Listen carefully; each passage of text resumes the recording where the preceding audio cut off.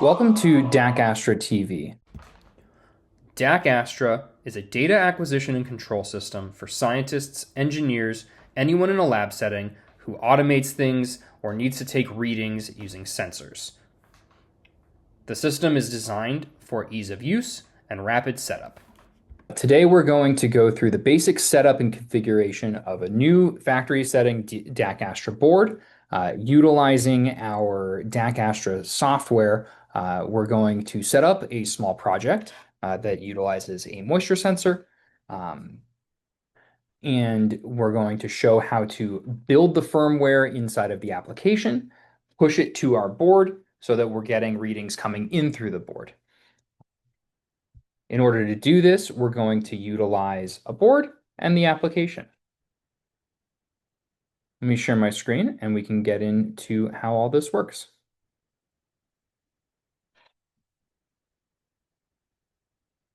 So this is the landing page for the DAQAstra application. It's broken into 4 major workspaces. The first is our device page. This is where we are right now. You can choose from any online, offline, or undeployed firmwares that you've built, as well as select from your device pool. As you can see, our factory setting device here is showing up in the factory section of the pool. From there, we have a page where we are able to run our experiment and get information coming in from the board, track it in real time. If we're utilizing any actuators for our experiment, this is where you can activate them, as well as our flow building chart, where you can make some customizations to the default flows that get generated by this software.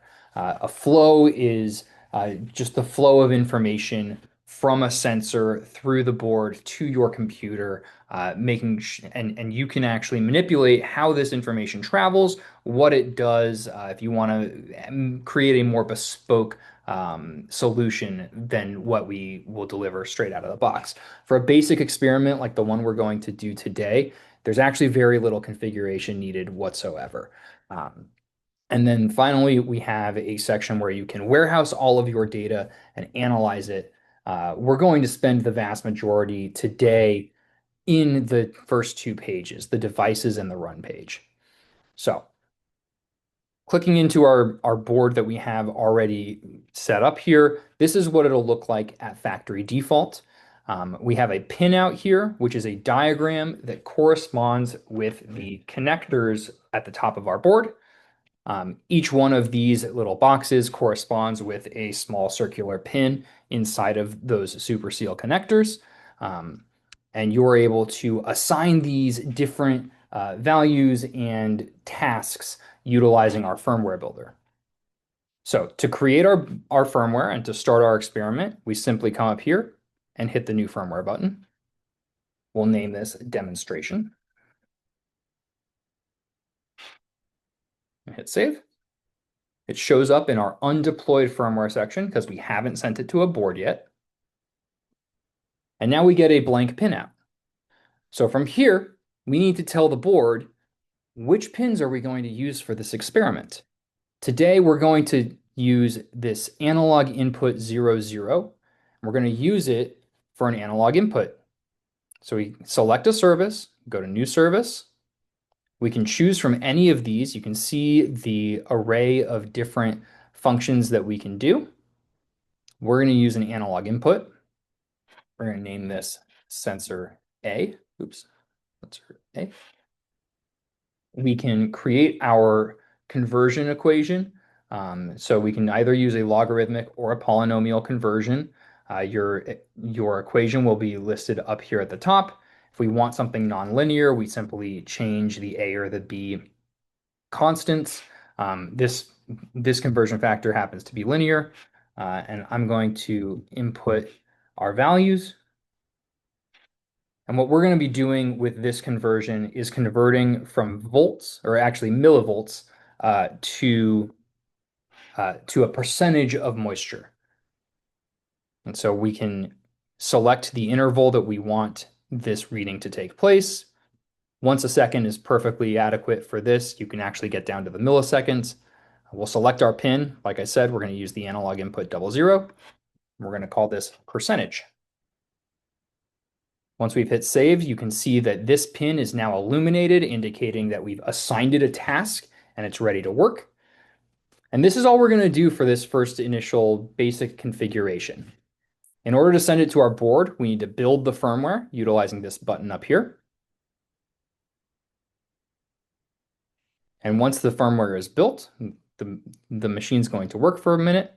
We're going to hit this deploy firmware button.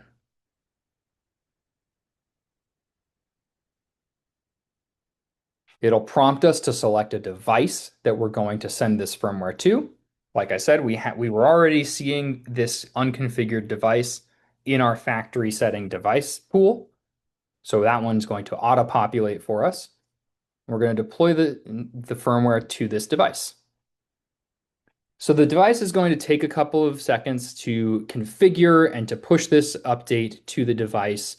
You'll see that the circle next to the name of the device is purple right now, indicating that it is in the process of updating. When it's ready to use, it will turn green.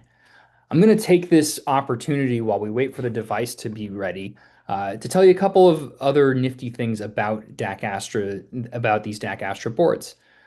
This application is capable of fleet management. You can have multiple boards set up at once. You can have them interplay to run a single experiment, or you can manage multiple experiments from one terminal.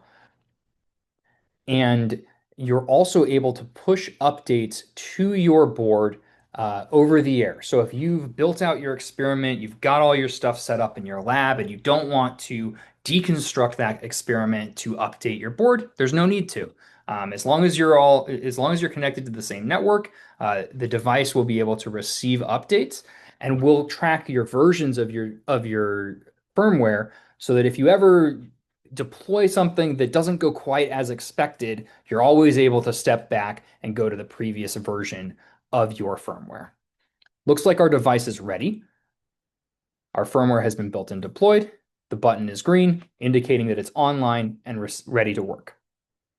So from here, we're going to go to the control panel. This is where we'll see information coming in from our device. So you can see this sensor A chart is receiving information from our sensor right now. And just to demonstrate that, I've got a cup of water here. This is a moisture sensor. So right now it's reading at about 9.5% of moisture. But if you watch this chart as I slowly lower it into the water, you will see our value skyrocket. And as I get to full submersion, we're going to approach 100%. I don't want to put it all the way in at risk of getting the circuitry wet. And then as I slowly take it out, you can see the graph fall back down. So that's how you can track a project in real time. If we had used an actuator in this experiment, this is the same panel where you would utilize the switch and be able to manipulate your actuator by hitting a button that would look like this. Let's say that you had a more specific idea involved. This is a moisture sensor. So let's say, for example, you wanted to set it up, and we actually have this in our lab here at DAQAstra. We have moisture sensors set up in all of our plants. And let's say you wanted to get some sort of alert if the moisture ever dropped below a specific threshold so that you knew you had to water your plants.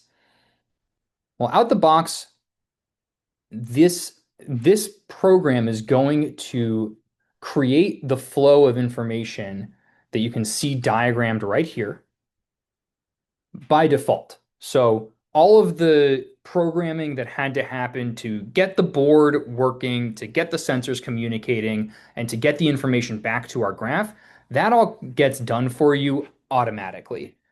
If you have a simple project like this, that's all you ever really have to do.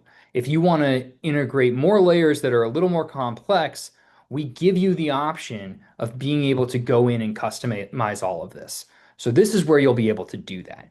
You can come in here, and let's say you wanted to add an alert that says, a function that says, if we're below a certain threshold, I want to receive an email. Well, you would utilize these nodes and these functions and layer them into this into this flow, and that's how you would configure that out. That's a quick overview of the application and the hardware that DAQAstra offers. Check back next time and we'll go through in more detail some of this advanced configuration.